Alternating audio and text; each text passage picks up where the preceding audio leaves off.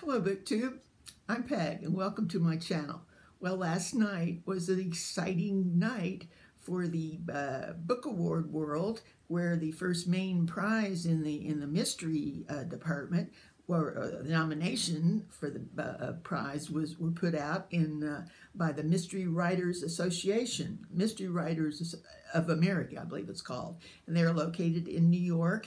And it was announced from there. Now, their awards are called the Edgar Awards, and here's their insignia with the old Edgar Allan Poe himself, who it's named after.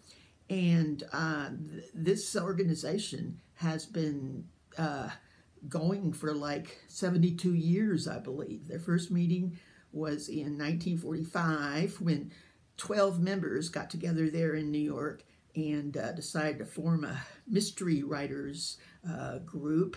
And at that time, they chose their slogan, which is "Crime doesn't pay / enough." So they were already worried about making a living or getting a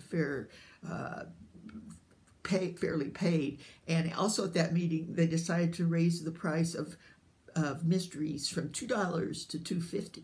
So they'd be able to get a little more, and also the publishers would be able to get a little more. It's really grown. Now it has, I think, 11 chapters of the association in the U.S., and I assume that they all work together to vote on these nominations for the best of awards that I'm going to be talking about. So if the writers themselves decide on it, that sounds pretty good to me, that they're going to be good ones. It will be awarded, the main prizes will be awarded April 26th in New York City. So you'll have lots of time to read the different ones. There's several different categories I'm interested in, actually, but today I'm going to talk about the best the best novel mystery that they have, and there's 5 in contention for it. So I'll quickly just go through those. Okay, the first one, called The Dime by Kathleen Kent, is the only one I had not heard about. The author has written 3 historical novels, and she lives in Dallas, and this takes place in Dallas. But anyway, this is her first mystery novel. It involves a woman, Betty, who is a police person in New York City, in Brooklyn actually, and moves to Dallas with her domestic partner, who's also a woman and is a doctor, a pediatrician, and they have some very interesting discussions at home about their work. Anyway, this gives great atmosphere of the Dallas scene, the darker side of the Dallas scene, I should say, and it deals with sex and drug trafficking, and of course she gets mixed right up in it. And this actually was the New York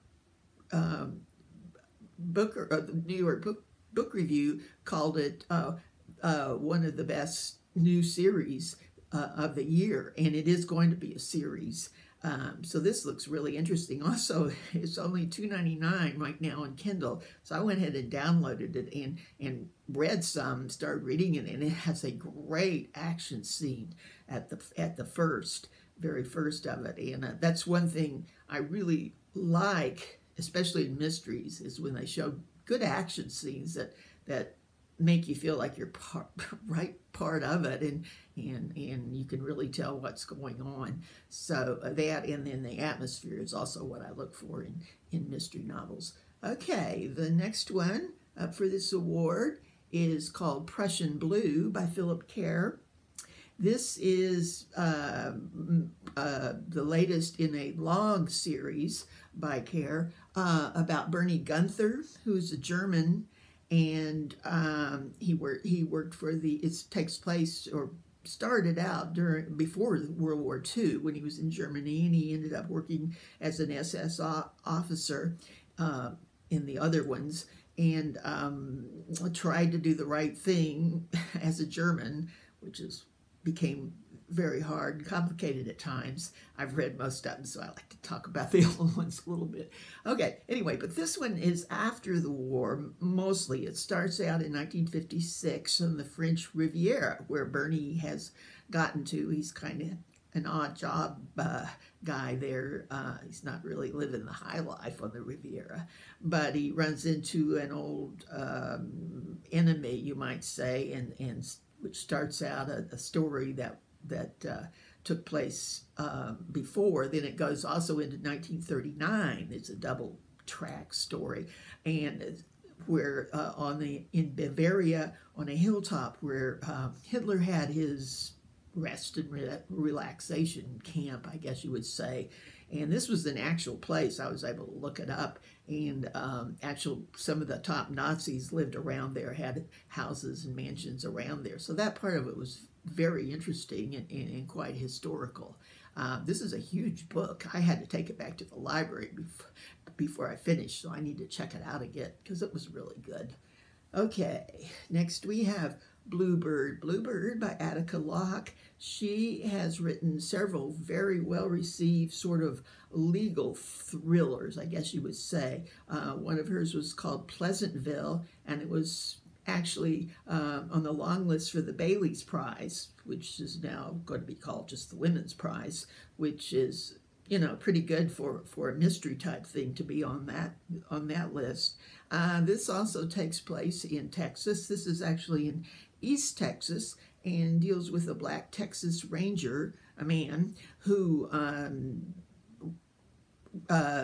runs into this strange two murders in a small town there, and he gets involved while he's trying to solve it in the local scene and some of the rising racial tension.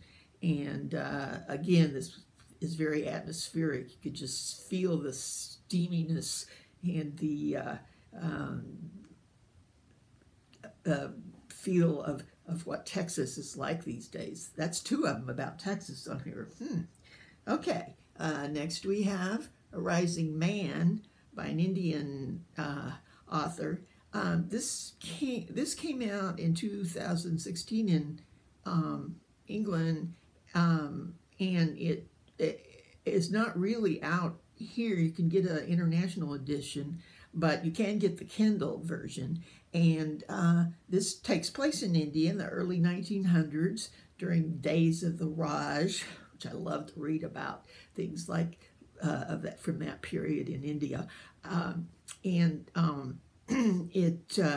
One of the English officials has been slaughtered, killed, and found in a very unsavory place and position.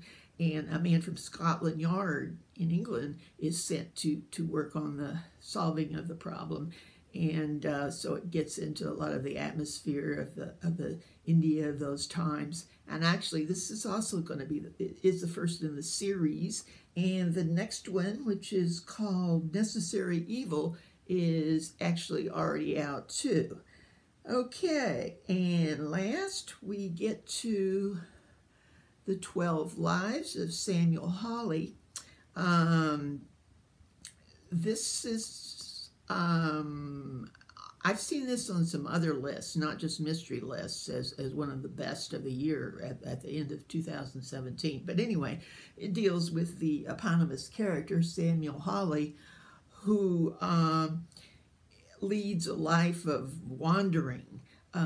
He's been in some trouble. He has quite a history, and for like 15 years, he's been wandering with no real home. But he has a daughter, a growing daughter, and she stays with him. She wanders with him until he decides that they really need to settle down.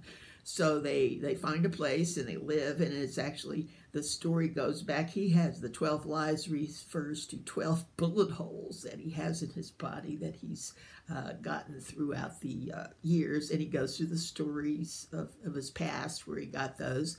Now it's also a kind of a coming of age story of the daughter, and she's a very strong and good character in that. This actually, both NPR and the Washington Post called this one of the best books of the year. So that's the 5 in the best novel categories. I hope to come back and talk about the 2 other categories I'm interested in, which is the best debut novel and also the true crime category. So I may be back later this week with those. Okay, hope you get to read some of these and let me know what you think. Bye.